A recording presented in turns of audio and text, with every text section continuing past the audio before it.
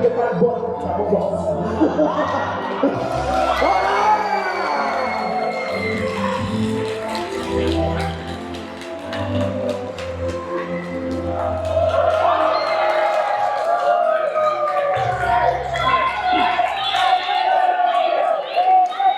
Alright, let's give it up for David Hayter.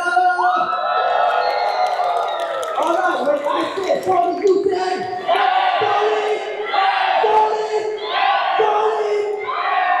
This is AsiaPopCon, so I give the floor now to our moderator, brother Iskandar Rahim, and our ambassador, KP Kaki.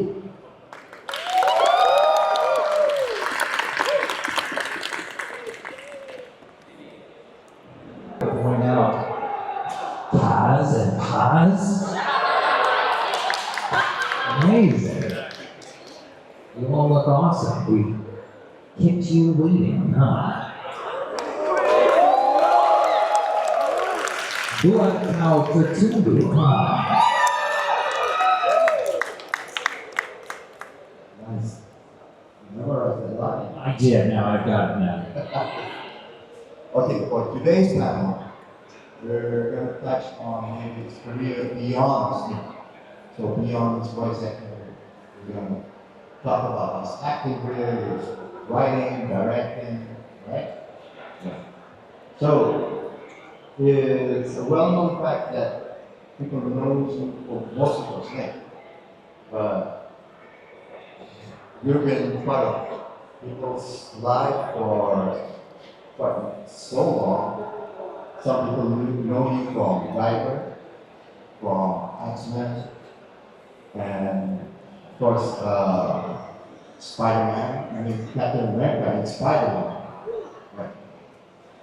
But can you tell us how did you get into the entertainment industry and what made you got into it?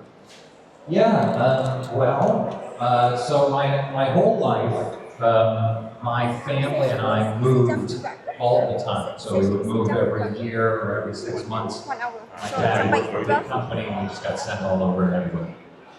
All over the States and Canada and then eventually Japan. So in every town, my mother would audition for local theater productions. And then we were in California, I was 9 years old. And she saw an ad for a kid's production of Pinocchio. So she said, you should audition for this. So I said, okay. So I did, and I got a part, and I did the show, and then the opening night, there was a party afterwards, and I was 9 years old, and then this beautiful 10-year-old girl came up to me and said, can I have your autograph? And I said, yeah. And so they took a picture of me signing my first autograph, and I was like, I think I want to do this for a living. And so I started doing plays and stuff in high school and all that stuff. And then when I moved to Japan, it was silly, but I became a model and I was working in commercials and this and that. And I started doing voice language tapes and all that. So I knew I wanted to be an actor. And then when I was 18, I went to a theater school in Toronto. And then when I was 20, I moved to Los Angeles to get into the entertainment industry. Sorry. I read that you wrote X2 with... You're saying because you're quiet, that's why you're... Yeah. Oops. Sorry. I heard that you wrote X2 with two other co-writers, but you wrote X-Men, the first film, by yourself. So how was that experience different for you? Was it easier or was it more challenging to work with other people writing a film? Well, it didn't really work. The two writers, Dan Harris and Michael Doherty, who worked on X2, I wrote by myself for the first year of the production, and then when we went to shoot it, Mike and Dan were on set working because I had to go to Australia to shoot a pilot for Warner Brothers. So we didn't really work together. They were rewriting my script. So do you like the revised version more? Some of it I'm like, why did they do that? You know? But for the most part, I mean, I think X2 is my favorite of the movies I've worked on. I think it really came out great. So, no, they did a good job. Thank you. Did you write the Nightcrawler scene the first time? Yes, I heard the. Going to work or not, and they said, well, Wolverine can't just go around stabbing people. And I was like, well, he's Wolverine, and his power is that he's got these 9-inch knives that come out of his hands. So, you know, he should stab people. I was like, it can't be like a cartoon where he's like a can opener. He just opens doors or cuts open chains or whatnot. So they only let us stab one person, which was Mystique, and himself in the first movie. So in the second movie, I said to the director, I was like, we need to have a scene where Wolverine goes berserk and just stabs a bunch of people. So we're trying to figure out how to do that without making the studio nervous. And so we came up with the idea. We said, well, if the US government sent a bunch of soldiers to attack the X-Mansion, and all of the X-Men were gone, and there was only Wolverine, and he was the world's most dangerous babysitter. And then they came in and they were all wearing masks. They were like maskless guys. And they start shooting the kids with like tranquilizer darts. I was like, at that point, the audience doesn't care. We can stab them all. And so that's how that scene came together. So we designed it so that Wolverine could really be unleashed and go berserker. Sounds like the way people talk. So it allows me to read all my scenes out loud and feel how they would feel to an actor. So it's kind of similar to the thing that you said about Richard Gere. Yeah, that's right. I don't know. Were you all here yesterday? Or? Said, how would you say Richard Gere? And I said, Richard Gere? And they were like, yeah, do that. So that's why Metal Gear is Metal Gear. Since you do It's too hot or too cold, or you're covered in like blood, goo, and so it's a little more difficult, but still fun. And being a writer or a director or producer is very satisfying. Like you get to create worlds, and it's not as glamorous, but it uses your brain more. So each job has its own attractions. Right. You do a lot of writing, right? So, what genre, what theme that you always go back to? What you always try to explore more on that, touch up on that theme and genre? Well, genre-wise, I always do, almost always do, sci-fi or fantasy or horror. I like sort of heightened realities. I can't write movies about people just talking about their problems and like, shut up and figure it out, work it out. But I like it when the world is coming to an end and you get to see people's real character. And basically, thematically, I try to follow the themes that I learned from Stan Lee, which is, if you have power, you should protect people that don't have power.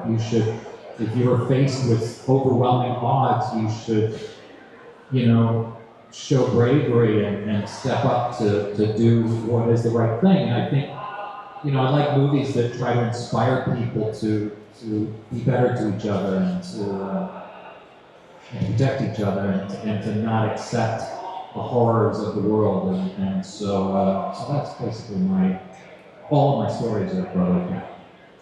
With great power comes great responsibility. And that's true. It's such a great line. It's so perfect. So it's music time and time together, right? So Okay, so since you've been involved and Watchmen, I worked on Watchmen at 4 different studios, so before it finally got made. So I wasn't really involved in the final casting, but we had many actors we discussed for Watchmen along the way. Like I really wanted John Cusack or Dan Driver for Night Owl. And at one point we talked about Denzel Washington for Dr. Manhattan. And I talked to Ron Perlman about playing the comedian at one point.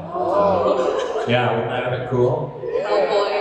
Yeah. So I was involved, and when we were casting X-Men, we had the craziest people coming in. Like Shaq came in because he wanted to be Forge, I think. I don't know. I just walked in and there was Shaq. You know, he's 7'2", he's just enormous. And Viggo Mortensen came in for Wolverine. And Terrence Stamp came in for Professor Xavier, and yeah, we had some really amazing actors come in for X-Men.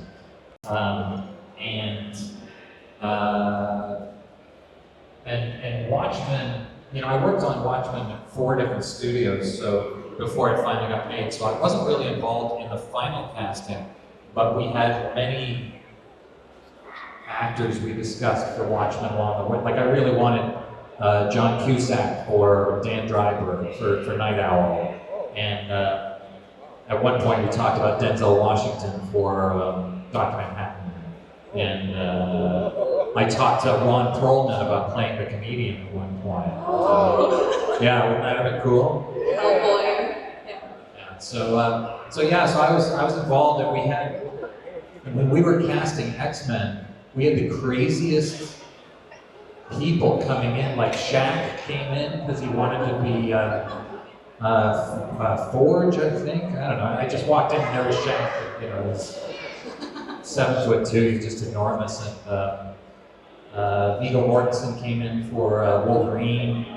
And Terrence Stamp came in for Professor Xavier. And yeah, we had some really amazing actors come in for X-Men. Impersonating Wolverine, and she got her claws cut. So which part of the body was cut? I don't know, but that's so painful, you know, like you see it happening, you're like, oh, jeez. So I would say it's probably like skin, I hope, because she didn't lose any bones or anything like that, but anyway, it's very disturbing. And on that note, in the first X-Men movie, there's a moment where Magneto freezes Wolverine and he's got his claws sticking out, right? He's just like this. And then we had a close-up of the claws separating, like that. And Hugh is screaming. And I said to Brian, I was like, why would that hurt? Like, I don't understand. And he's like, just trust me. And then I watched it in the theater and people were like, oh, that looks so painful. And I'm like, okay, I guess so. You say so. I was wrong on that one. Very big in a sense. I really want to shoot that one in Japan. But beyond that, I can't really. But I have a lot. I just sold a movie to Fox, and so. Yeah. Thank you. So hoping to shoot that early next year, and so I've got a few things coming up. Can't wait for that one.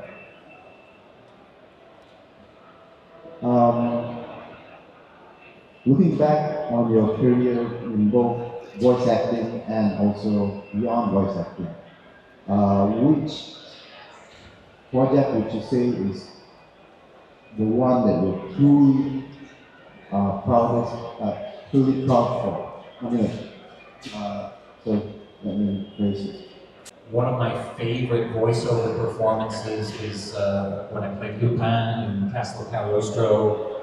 If you haven't seen my version, I'm really, really proud of that performance, and the fact that I got to play in a Miyazaki movie is amazing. Some of my favorites that are ongoing, I love, like Daredevil, I would love to work on, and Sandman. I just love the Sandman series, and you know, I would love to be a writer on that. So, so if anybody knows, you know, the producers, that, you know, let them know. You can answer more. Okay, so I also read that you have some anime dubbing roles as well. So how is the experience for dubbing for an anime different from actually being like the original voice actor for a game or show? Well, the primary difference between doing anime and doing an original modern show is that now we just talk and they animate to your voice, or we talk and the computer animates to your voice, so the mouth moves with you. When you're dubbing a Japanese anime, you have to match the lip flaps, and that is a very specific skill. So you have to make sure you watch the lips and when they're coming together, and you have to match the syllables perfectly. And the problem is that Japanese has so many more syllables than English, which is why old anime sounds like, oh, we're going to go down to the park and then we're going to go see our friends. You know, and so you have to come up with like all these words. You know, I really think that I want to eat dinner now. So you have to come up with all these extra words to fill all the syllables, and so it can be a very crazy job to dub anime. So you definitely prefer voicing the like original role as opposed to dubbing? No, I kind of love them both. I just, now that I'm a professional writer, it's easier for me to, like I recently did a video game. So I'm Kashiwagi in Yakuza Like a Dragon, and yeah, that's right, I do sort of a Harrison Ford kind of voice for him. And so that one, we have to match the lip flaps again. But now that I'm a professional writer, I can say, what if he said it like this, and then I'll write it with the syllables and it'll sound better than back when I was too insecure to change the lines. You watched Attack on Titan. Yeah, right? And it's so good, but it's so disgusting and upsetting. Like, it was too much for me, and I could take anything. And we got partway through the first season, I was like, I don't think I can watch this anymore. This big, horrible giants with their smiles and just eating people like that. I'm like, oh my God, this is disgusting. And then My Hero Academia we watched. Which I love My Hero Academia. I thought that was amazing. And then it's I guess it counts as anime, but Avatar: The Last Airbender is like, that's my favorite cartoon of all time. Like that show from beginning to end, every single episode is astounding. RPG. I mean, I love building a character and exploring the world and just sort of going through the journey, you know, Red Dead Redemption, Grand Theft Auto, Assassin's Creed, these are all some of my favorite games of all time. You tried Ghost of Tsushima? Yeah. Ghost of Tsushima is possibly the most beautiful video game I've ever seen in my entire life. It's so visually spectacular, and so loving Japan, growing up in Japan as I did, that was a really special experience, and I'm so looking forward to the new game. I like acting in things that I've written, because I understand the dialogue, I understand what I'm going for, but I also love acting in things that I haven't written. So like when I do a video game that I'm just hired as an actor, I don't rewrite things. I mean, I might suggest something now and again, but I'm like, they've hired me as an actor, I try to do it. Like I do Star Wars: The Old Republic. And that one, it's already programmed in the computer, so you have to say it exactly the way it's written. And that in itself is its own challenge to make it work, even though it's not your words that you created. So I don't want all of my acting roles to sound the same. I don't want them all to sound like they came from me. Some of them, sure, but I love playing other people's scripts, and it's really gives you something new to play. Do you have any character that you enjoy playing aside from Snake? All of them. I mean, it sounds silly, but like I say, voice acting is the best job in the world. So people are like, what's your favorite role to play? And, it's like Snake sort of means the most to me, but I have so much fun with with King Shark, with Captain America, with the Jedi, with, it's just so fun to do that job that it's impossible to say, oh, I like this one better than that one. Right, now, Wolves is a werewolf action movie that nobody saw, but it has Jason Momoa in it. So we had a scene where Jason. So you all know Jason Momoa. He's 6'5" and 250 pounds of muscle, and he's just like a giant man, awesome, badass guy. So he was the head of the Wolves, and so we had a scene where he had to run through a cornfield and then smash through a fence that had like 3 wooden slats. So we like scored the fence so it would break. The first time he hit it and it didn't break and he bounced off, and we were like, that's no good. And the sun is coming up, like we have to get this shot, so they score it more. He comes through, he hits it so hard that all of the entire fence just shatters, like it spins the poles, and like the whole fence comes down. And he had to break the bottom slat with his ankle, and so that didn't break. He kind of tripped over it, and not his fault, just the prop. The prop was difficult.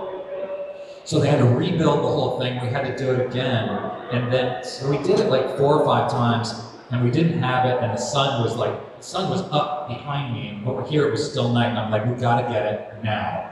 So, and you can see this shot in the film. So he runs at the thing, and he's like, I'm gonna break this thing, and he smashes through. It's perfect, but again, his foot gets caught. He falls, and instead of falling, he dives into a roll and comes up and goes, like this.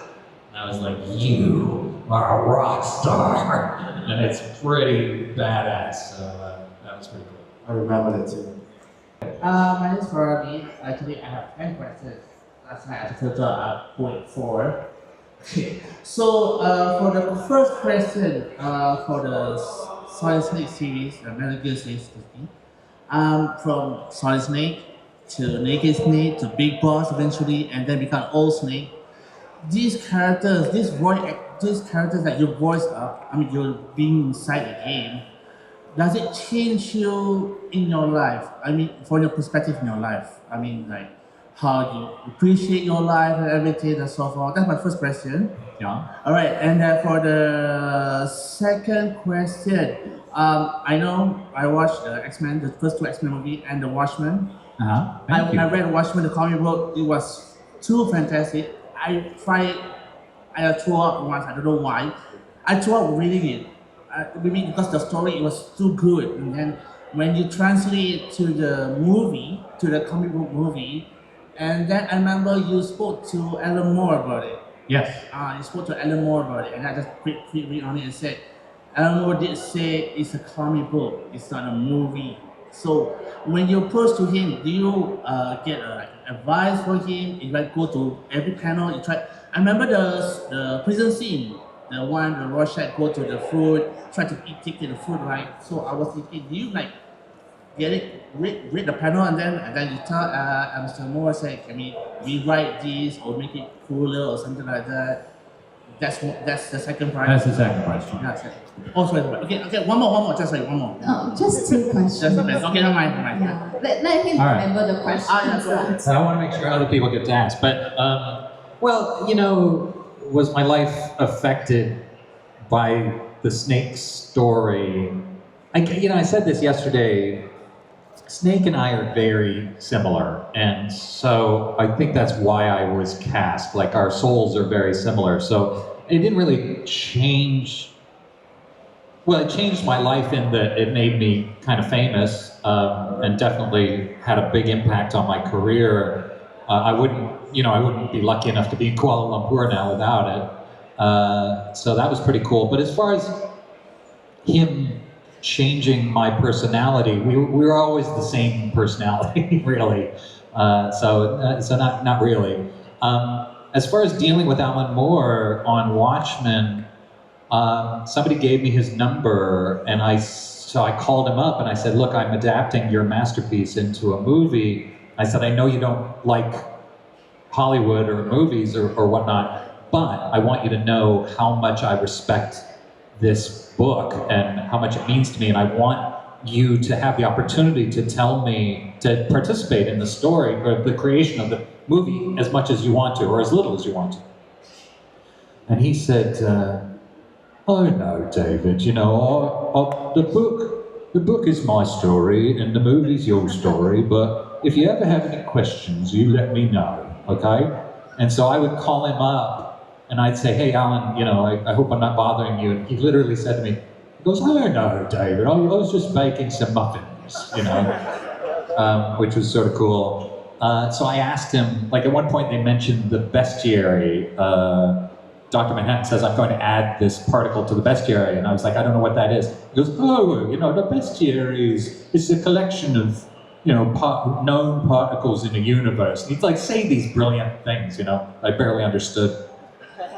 But he read the script and then he told Empire Magazine, he said, David's script is the closest I've ever seen to a proper adaptation of Watchmen. That said, I shan't be seeing the movie. Which was very cool. It was such an honor for him. He didn't have to say that, but he was so kind to me as a fellow writer, even though he doesn't care for Hollywood. But no, he never told me to change anything or make it like this or make it like. But I mean, my script is so as close to the book as we could possibly make it, and still make the movie. So I think he appreciated that. So, as a voice actor, how do you eventually overcome the personal fear of hearing your own voice on recording? Because personally, when I hear my own voice, I want to die. And second one, what is your personal favorite memes, the DNA of the soul? Well, at this point, I don't have any fear of hearing my voice hearing my voice back because it's really good. I have a great deal of control over my voice, and I know how to use it to make it sound cool. It just takes practice. It just takes you know, creating different voices and then listening to them back honestly and say, is that good or is it not good? So if it makes you want to die, figure out why that is. Say, is it too, you know, is it too this? Is it too silly? Is it too whatever? Am I not buying the reality of it? And just practice with it until you get something where you go, oh, that's pretty good, you know? So that's how that's done. My favorite memes are probably Metal Gear Awesome and Crab Battle. And then I was just watching Let's Destroy Metal Gear, was it? Yeah. So that one's pretty funny. But I love them all. I mean, it's like, people are so creative and there's so many hilarious memes. I like the ones where Otacon and I are in love and, you know, it's pretty, there's some pretty good stuff. So, all right, user. First of all, I just like to say welcome to Malaysia. Thank you. I'm so happy to be in Malaysia here. if you didn't hear me yesterday, I've only seen the city, but the country is amazing. The food is unbelievable. The city is so spectacular, and the people are so nice. So I'm so grateful that so grateful to Zen. He's the one who brought me here, and so I'm so grateful I got to be here, and thank you all for your hospitality. I just hope that this is not going to be your last time here in Malaysia. No. I want to come back. I want to visit Sabah, and I want to visit, you know, I want to see the countryside. I want to see the whole thing. So no, I'll definitely be back. Okay. I just have two questions. We know that you wrote the story for the X-Men 1 and 2, and then with the recent release of the Deadpool and Wolverine movie. How do you compare the storytelling in Hollywood, especially in comic nowadays, compared to your time during when you wrote the X-Men 1 and 2 and with the Deadpool and Wolverine, because the drastically change have been made a lot between those two movies. Between during your time when you wrote X-Men 1 and 2, maybe Hollywood just want to make it the Wolverine to don't make it too violent and make it safe. for the audience, to everyone. And then suddenly, when we all watch Deadpool and Wolverine just go all out berserk. Yeah, it's so violent. Okay, just how would you approach if you were given the choice to do writing in another comic book movie? That is my first question. And for my second question would be, if you will be given a casting choice for the next Wolverine, who would be your favorite pick? Okay. Your favorite actor? I think it would be him. Yeah, he's ready to go. Okay, that's all. So well, it's a good question. Obviously, there's been so many comic book movies since we did the first X-Men movies. I feel like the movies are kind of going like the comic books did, where they sort of started telling the same story again and again. There's like a blue orb that they need to get, and then people have problems, and then they work it out, and it sort of, it just got sort of tired. It sort of peaked with Avengers Endgame. But then what happened in the 80s was then you got these crazy original stories like Dark Knight Returns and Watchmen, and that changed everything. And so I think that's what's happening with comic book movies now. So if I was going to do a new comic book movie, I'd want it to be strange and dark and wild. And I love the Deadpool movie. Like, the Deadpool movies really stand out because they're new and because there's a whole different style, and because they're fearless, because they're not afraid to be violent. They realize they can make $1 billion with an R-rated movie. So now you'll see edgier things. Or Logan. Like, I loved Logan. It was so good. And I talked to the director about it, and I'm like, oh my God, it was so brilliant. So yeah, I'd like to do things like that. Like, I wouldn't want to do just a, they say, oh, do, Green Lantern or something, and he just runs around and the Green Lanterns. I mean, I'd do Green Lantern if it could be strange and wild sci-fi, like Guardians of the Galaxy, I think was also kind of a stepping away, an original voice. So it's that. And as far as casting for a new Wolverine, I think I would have to go with me.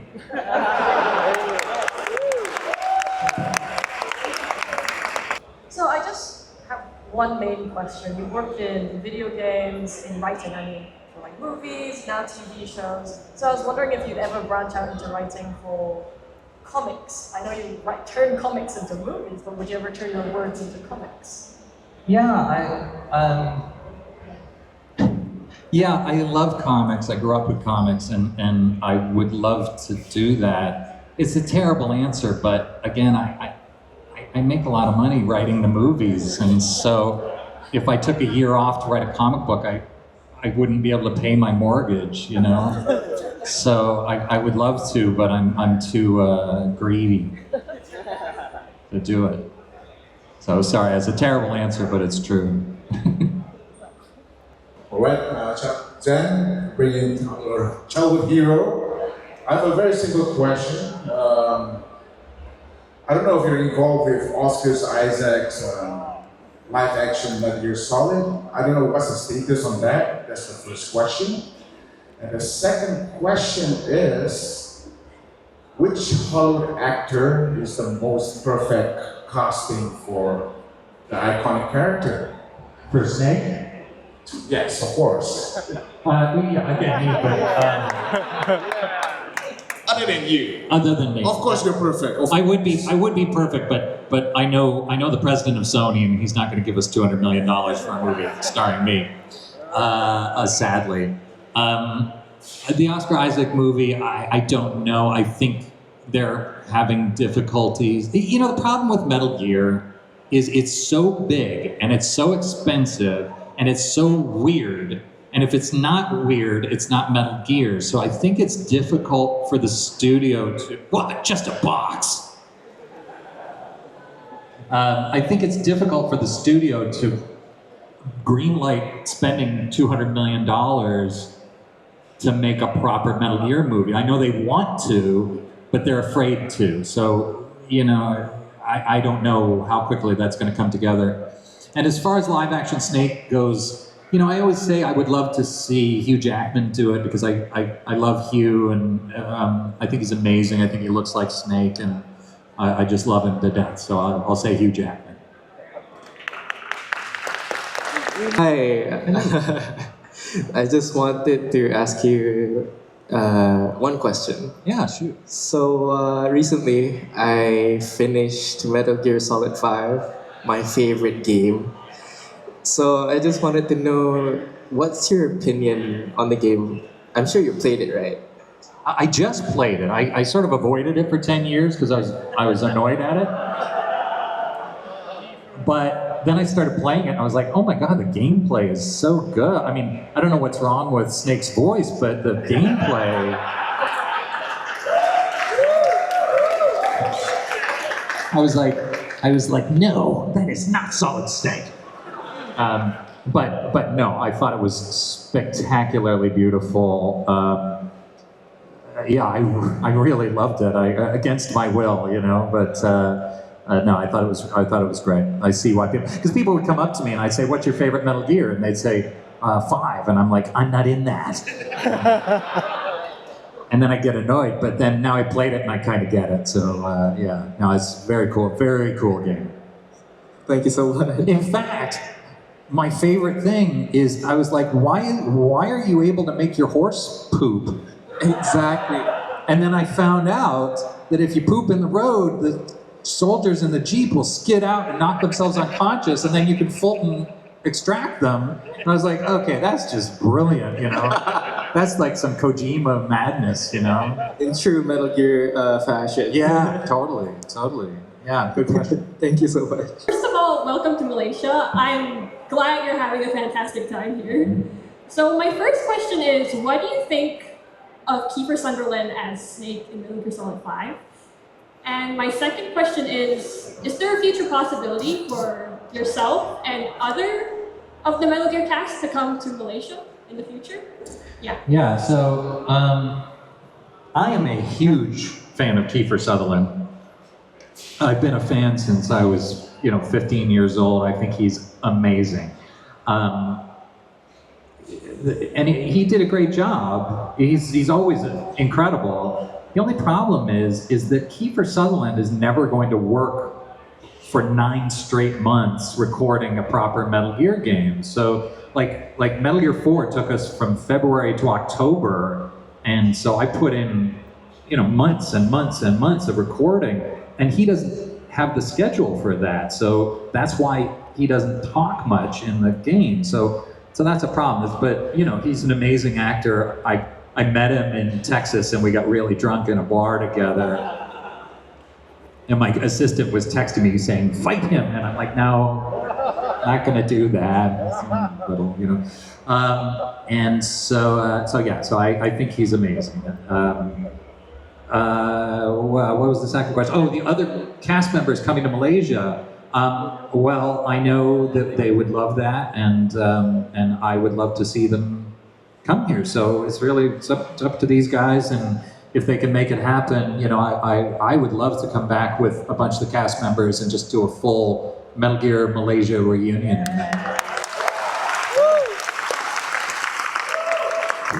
Asia. All right, let's give it up for David Hayter.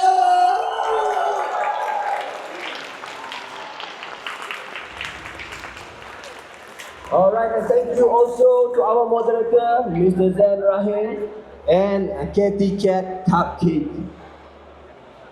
All right, I'm just a box. Okay, so. All right, so there you go, folks. We have our presentation. For those of you who would like to vote for me and